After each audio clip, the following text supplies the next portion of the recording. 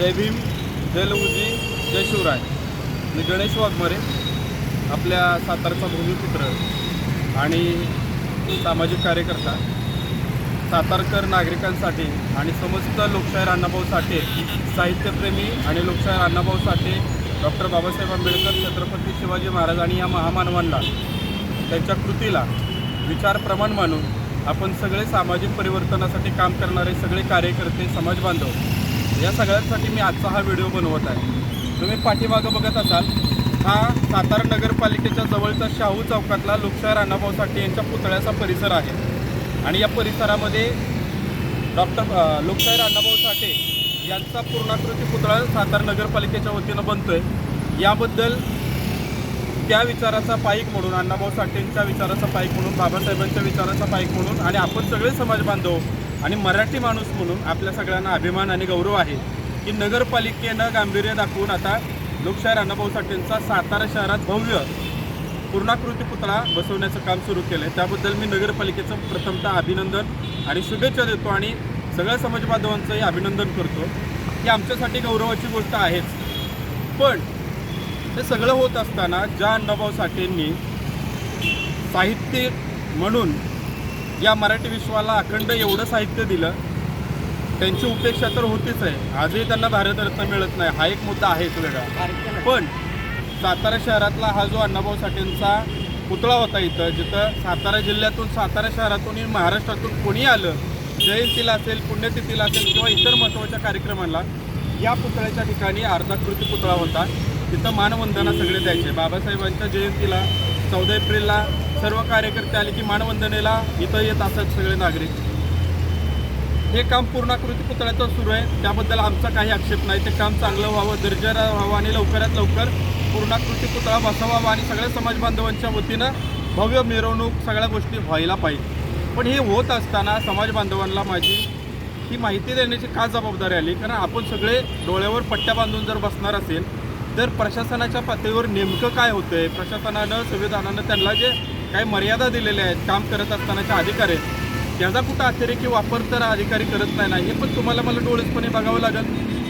पूर्णाकृती पुतळा होतोय, तो बसवला पाहिजे ह्या मताशी आपण सगळे सहमत आहोत. पण इथला जुना जो ऐतिहासिक अर्धाकृती पुतळा या लोकशाहीर अण्णाभाऊ साठेंचा, त्याच्यासाठी पण समाजाचा एक त्याग आहे, संघर्ष आहे आणि त्या संघर्षातून इथं तो पुतळा बसवला गेला. तो पुतळा नवीन पुतळा बसवण्याच्या नावाखाली कुठं काढला गेला आणि तो काढल्यानंतर मागील अनेक महिन्यापासून तो पुतळा कुठं आहे याबाबत मुख्याधिकारी साहेब व्यवस्थित त्यांना माहीत नाही आहे, माननीय नगर अभियंता नगरपालिकेचे त्यांना माहीत नाही आहे, पुतळा कुठं आहे समाज बांधवांना पण माहीत नाही आहे. या पुतळ्याच्या बाबत आम्ही सातत्यानं विचारपूस करतोय, जिल्हाधिकाऱ्यांना निवेदन दिलेत. माध्यम समाज कृती समितीच्या वतीनं इथं काही राजकारणाचा विषय नाही. आमचं म्हणणं हे आहे की नवीन पुतळा बसला पाहिजे.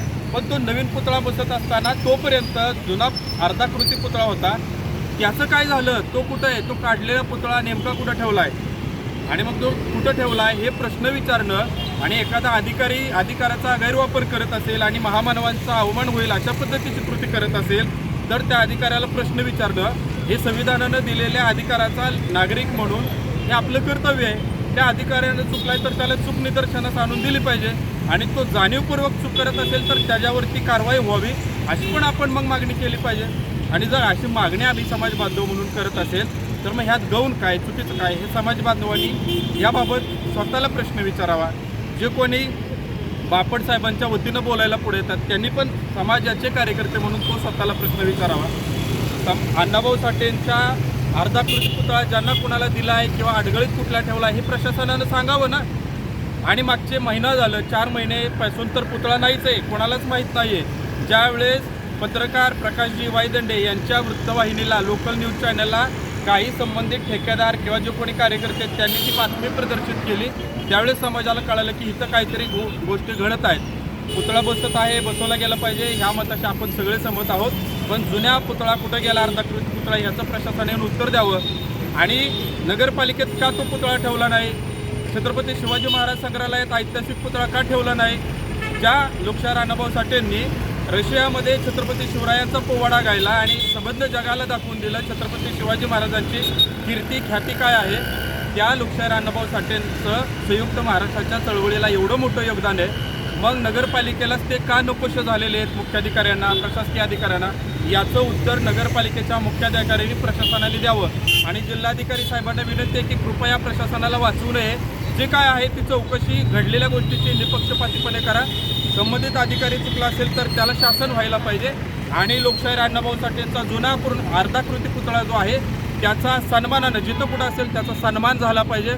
तो पुतळा सन्मानानं समाज बांधवांना विश्वासात विचारात घेऊन नगरपालिकेच्या सभागृहात ठेवला पाहिजे अभिवादनासाठी, सुरक्षेसाठी किंवा छत्रपती शिवाजी महाराज संग्रहालयात तो आदरानं सन्मानासाठी आणि पावित्र्य राखत तो ठेवला पाहिजे, हीच आमची मागणी आहे. आणि जर हे मागचे महिना झाला आम्ही ह्यासाठी सातत्यानं निवेदन देतोय, सगळं करतोय, जर हे होत नसेल तर मी, कारण ह्या आधी 2 निवेदनं दिलेत, मुख्यमंत्र्यांना मेल केलेला आहे, पण याबाबत अजून ठोस कारवाई होत नाही. अजूनही नगरपालिका पुतळा कुठे ह्याबाबत पुढे येऊन माहिती देत नाही. हे समाज बांधव म्हणून आपल्या मनाला कधीतरी प्रश्न पडले पाहिजेत ना. हाच जर विषय एखाद्या दुसऱ्या महामानवाच्या पुतळ्यासंदर्भात घडला असता तर आज महाराष्ट्रातलं काय वातावरण झालं असतं, अधिकाऱ्याला कसा धारेवर धरला असता.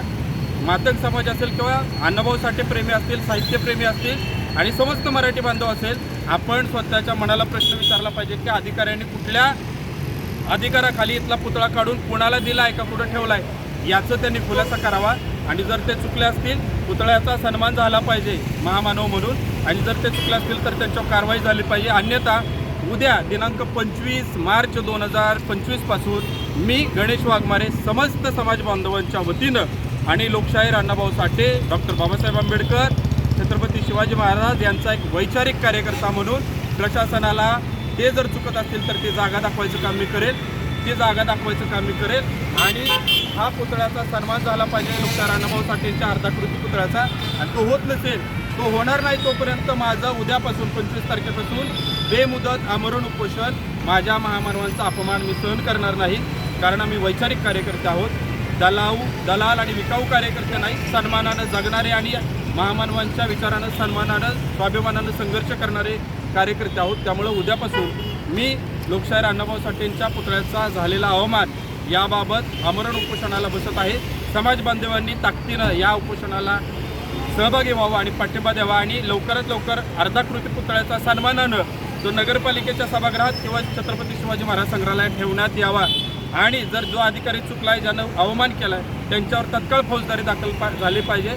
ज्या काही अजून मागण्या आहेत या संबंधातनं त्याविषयी आपल्या मागण्या आहेत. जिल्हाधिकारी याबाबत गांभीर्याने दखल घेऊन निर्णय घेतील, पोलीस प्रशासन गांभीर्याने दखल घेईल आणि संबंधित अधिकाऱ्यांवर तत्काळ कारवाई करतील ही अपेक्षा माझं उद्यापासून उपोषण सुरू होत आहे. आणि सन्मान अण्णाभाऊ साठेंच्या विचारांचा अर्धाकृती पुतळ्याचा झाला पाहिजे. आणि हे होत असताना पूर्णाकृती पुतळ्याचं काम थांबलेलं दिसत आहे मागच्या अनेक दिवसापासून, ते काम सुरू झालं पाहिजे. आणि डॉक्टर बाबासाहेब आंबेडकर जयंतीच्या आधी या जागी पूर्णाकृती पुतळा बसवला गेला पाहिजे, जेणेकरून अभिवादनाला आलेले लोक लोकशाहीर अण्णाभाऊ साठे यांच्या पूर्णाकृती पुतळ्याला पण अभिवादन करतील. एवढंच एक बोलतो थांबतो. जय भीम, जय लवजी, जय शिवराय.